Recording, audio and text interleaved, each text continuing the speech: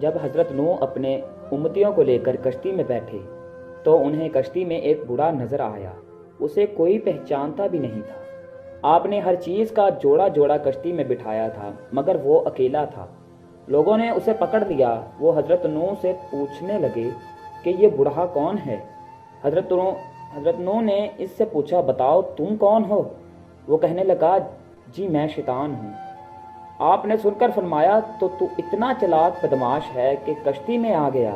کہنے لگا، جی مجھ سے غلطی ہو گئی ہے، اب آپ مجھے معاف فرما دیں۔ آپ نے فرمایا، تمہیں ہم ایسے نہیں چھوڑیں گے، تم ہمیں اپنا گر بتانا جس سے تو نے لوگوں کو سب سے زیادہ نقصان پہنچایا ہو۔ کہنے لگا، جی میں سچ سچ بتاؤں گا، لیکن آپ مجھ سے وعدہ کریں آپ مجھے چھوڑ دیں گے۔ آپ نے فرمایا، ٹھیک ہے میں تمہیں چھوڑ دوں گا۔ وہ کہنے لگا، میں نے 2 باتوں سے انسان کو زیادہ نقصان پہنچایا ہے، ایک حسد ایک حرص۔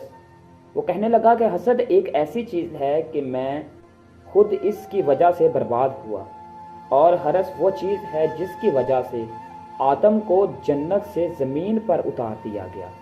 اسی لیے میں انہی 2 چیزوں کی وجہ سے انسانوں کو سب سے زیادہ نقصان پہنچاتا ہوں۔